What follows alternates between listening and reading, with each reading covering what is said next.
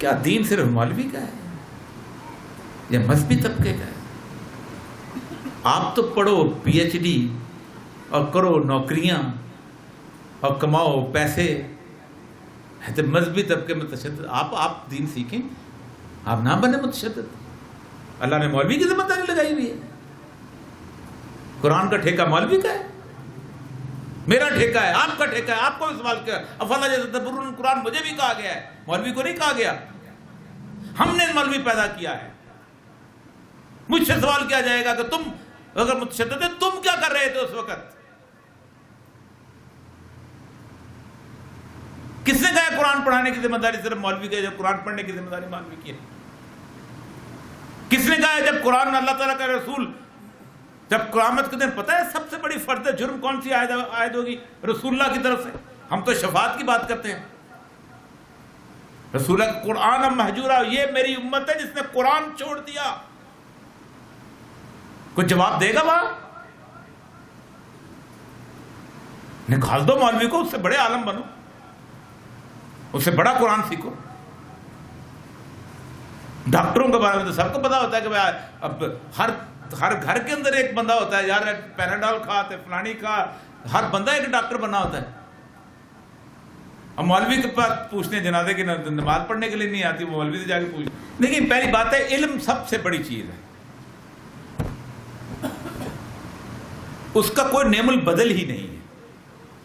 آپ کو اگر فار ایگزامپل آپ کی ایک گاڑی خراب ہو جاتی ہے اور آپ کو گاڑی کے بارے میں علم نہیں ہے، اور آپ ایک مکینک کے پاس لے جاتے ہیں، وہ کہتے ہیں ایسا کرو 2 دیسی گھی کی ٹین لے آؤ، 1 چاولوں کی بوری لے آؤ، ٹھیک ہے، اور میں تمہاری گاڑی ٹھیک کر دوں گا۔ تو آپ کو نہیں پتا تو آپ تو دیں گے،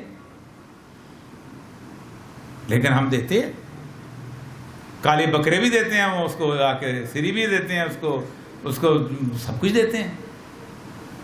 مسئلہ سارا یہ ہے کہ دین کی ہماری اہمیت صرف 3 چیزوں پہ ہے۔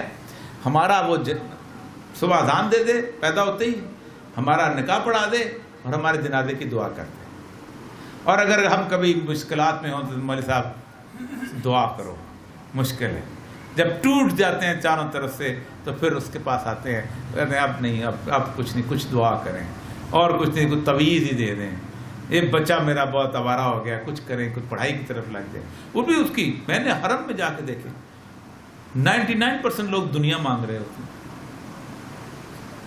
میرا بانڈ نکل آئے، میرا بچہ پڑھ جائے، میرا رشتہ ہو جائے، میرا کاروبار ٹھیک ہو جائے، میرا فلاں ٹھیک ہو۔ ایک دعا کی ہوتی ہے استغفار کی، اس دربار میں جا کے دنیا مانگ رہے ہوتے ہیں 99%۔ مطمع نظر ہی نہیں ہے آپ کی پیدائش کا۔ الذی خلق الموت والحیات لیبلوکم ایکم احسن عملا۔ ہم نے تمہاری حیات کو کاٹ دیا، بیچ میں سے یوں کاٹ دیا، ادھر زندگی رکھ دی، ادھر موت رکھ دی، اور یہ اتنا سا مختصر وقفہ کس لیے؟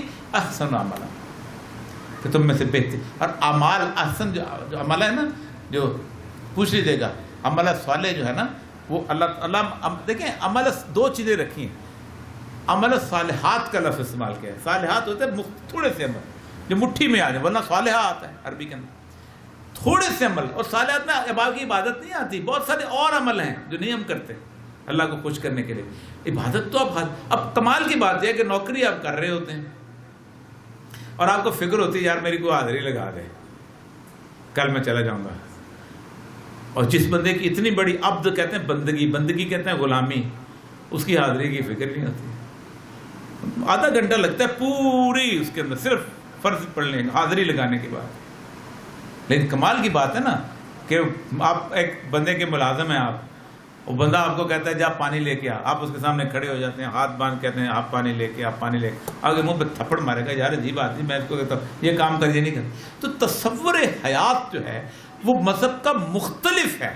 جب تک آپ اس تصور حیات کے بارے میں اس کی زندگی کا آئیڈیالوجی نہیں بدلیں گے، جب یہ نہیں تولیں گے اس کے بارے میں، جس وقت تک مسلمانوں کے ہاں یہ تصور حیات تھا وہ دنیا میں کامیاب تھے۔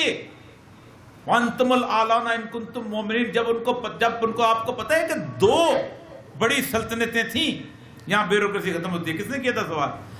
2 بڑی سلطنتیں تھیں، نمبر 1 رومنز اور نمبر 2 پرشین بڑی بڑی بیوروکریسی تھی، بڑی بڑی بیوروکریسی تھی، حکومت انہوں نے چلائی تھی. کیا ابوبکر صدیق کی کوئی بیوروکریسی تھی؟ کیا عمر خطاب کی بیوروکریسی تھی؟ ایک کچے گھر سے انہوں نے رومن امپائر. آپ کو پتہ ہے مینڈرنس کا جو سسٹم تھا، ان کا ٹریبیونز کا کتنا بڑا سسٹم تھا، رومنز کا اور کتنا بڑا سسٹم تھا ان کا پرچنس کا، استندار اور فرماندار کا جو سسٹم تھا. Ideal devolution was presented by the Muslim. Ideal devolution. کوفے کا حاکم، بصرے کا حاکم، موصل کا حاکم، ہی واز اکاؤنٹیبل ٹو اللہ سبحانہ و تعالیٰ، ناٹ اکاؤنٹیبل ٹو عمر بن خطاب. قاضی بیٹھا ہوتا تھا، تم کر کے تو دکھاؤ مجھے اللہ کے خلاف ایک قسم کا فیصلہ بھی. ہمارا مطمع، ہمیں یہ دنیا اللہ تعالیٰ جو ہے وہ تحفے میں ویسے دیتا ہے، یہ تصور نہیں، یہ تصور الٹنا پڑے گا. یہ تصور نہیں الٹتا تو فکری مسائل ختم، وہیں کھڑے رہے ہیں.